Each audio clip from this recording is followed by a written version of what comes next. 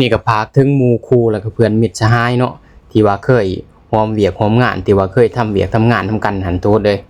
หักแพงกันคือเก่าทุกคนหักแพงแบ่งปันก็คือเก่าเช่นเคยเนาะบ่มีวันเปลี่ยนแปลงดอกทีมงานเฮากะถึงตัวสิอยู่ใกล้แต่หัวใจเฮาก็ยังอยู่เคียงข้างกันคือเก่าเด้อเพื่อนเด้อแต่สร้างหนุ่มก็บ่เข้าใจเนาะเวลาที่ว่าสร้างหนุ่มโทรหาหมู่หาพวกเนาะ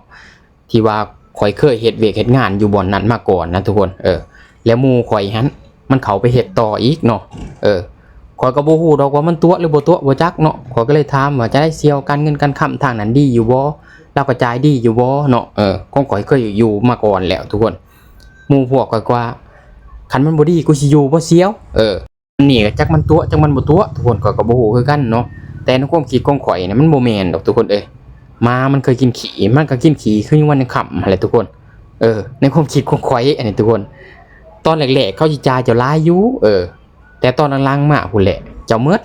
เจ้าบ่มีมงเบิกเนาะแทนที่เฮาเฮ็ดเวียกเฮ็ดงานอันนี้มันต้องโยนหลังเงินนั่นทุกคน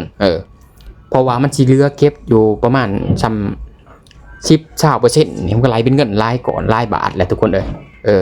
เงินมันคิดเป็นเปอร์เซ็นต์เนี่ยมันหลายได้พี่น้องเงินมันบ่แม่นน้อยๆได้คือว่าเฮาเฮ็ดแต่ชั้น2ชั้น3ขึ้นไปจนฮอด